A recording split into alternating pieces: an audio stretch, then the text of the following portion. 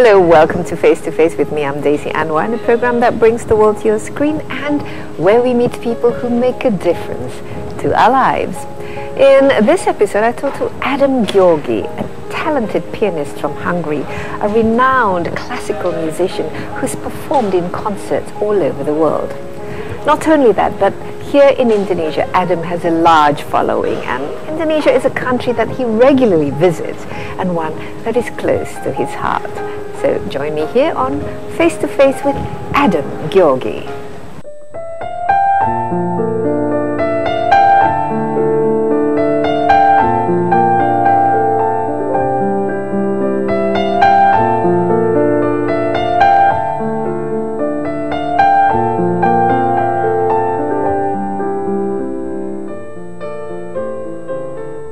It was around 10 years ago when I first met Ádám György in Budapest, Hungary.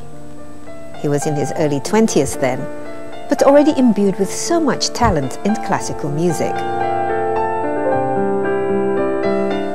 I met him again when he came to perform his first concert in Indonesia in 2005 at the Erasmus House in Jakarta.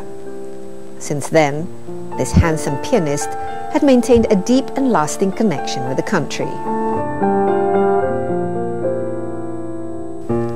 Now in his 30s, I see in him a more mature Ádám György, though still the same warm and humble young man, eager to perform in front of his audience here at the Aula Sinfonia Jakarta.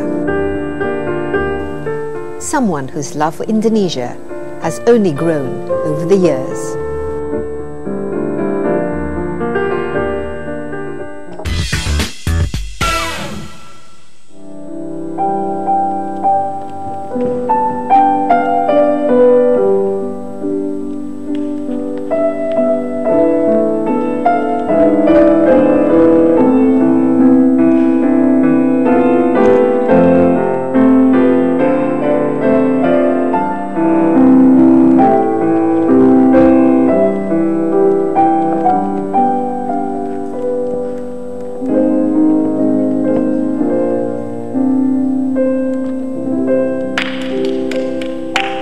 Beautiful, Ádám. Absolutely beautiful. It's good to see you again. Welcome to Jakarta. Thank you very much. Thank you. It's been a long time, and yet it hasn't been a long time at the same time. At the same time, yes, you're right. Okay, and that was a song that you will be performing tonight or at the Aula Sinfonia.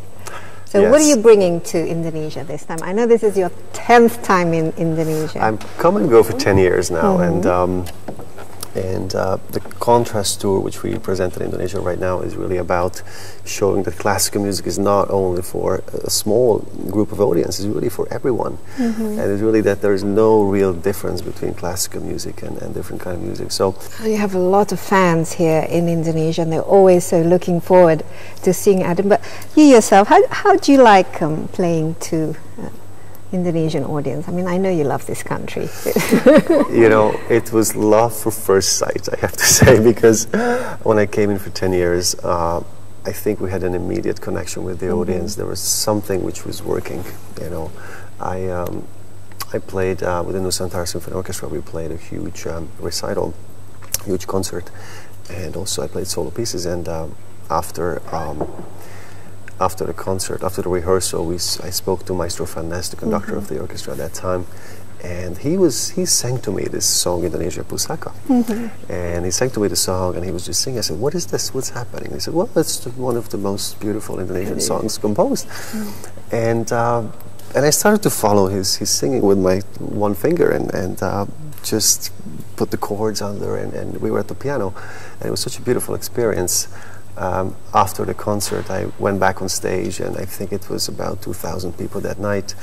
And after the concert, I decided to play it as an encore, and people started to sing along, and we had a great time. And since that, I think my connection to Indonesia was probably made everybody, you know, have tears in their eyes.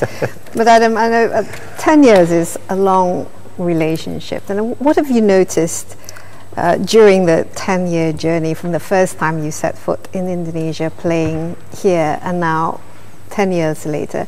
What have you noticed about the audience? Are there any sort of changes, and also the kind of music that you're sort of bringing? I think there are a lot of changes in Indonesia, and as an international concert pianist traveling around the world, I come back. I also change, so I come back with a different sight, with a different perspective for things, and I really think not only the classical music audience, but all Indonesia developed a lot in the past 10 years. And I guess more and more life and more activity, more and more sparkling people around, wanting to do things and promoting classical music as well. Though I'm a classically trained pianist, but I don't consider myself as only a classical musician.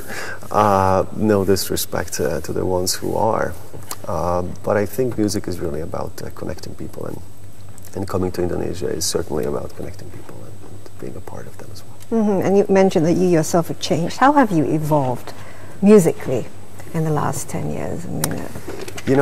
The last 10 years I think was unbelievable in terms of finding myself as well, my own tone at the piano. When I came here first time, I was as a student at the Liszt Academy, and I was so young. I think I was 21 years old, and just coming here and playing Liszt passionately and fast and loud, and I think I'm kind of proud of that period as well. But I think that energy, and I do think I have the same energy. I have some inner, if I may say, I have some inner maturity to give more than that right now, and I enjoy playing the piano just as much, if not more. I practice. I try to practice as much as I did that time. With the travels, it's very difficult though. But have you noticed a difference in sort of appreciation towards classical music in Indonesia in the last 10 years? Yes. I know you mentioned that you are open. You are not so sort of have to be serious classical, but you're quite open to experimenting.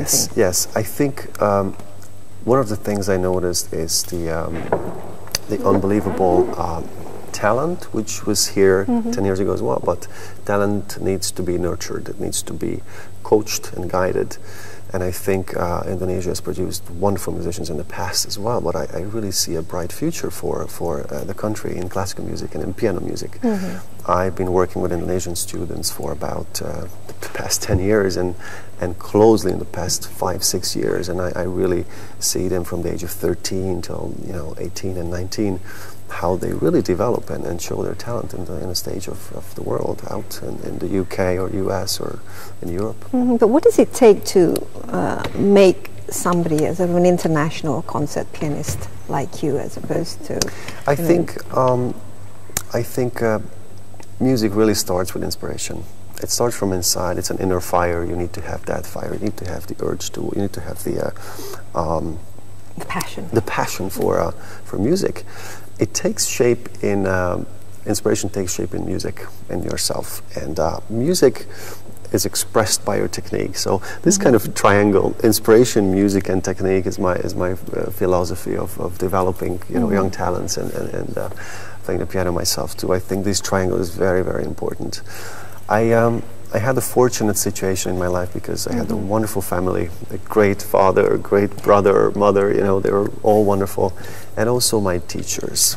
My teachers never gave up on me. That's such an important point of music education. We tried playing the same things over and over again, and it didn't work, and it didn't work, and it didn't work, and it didn't work for 2 hours, and suddenly it worked.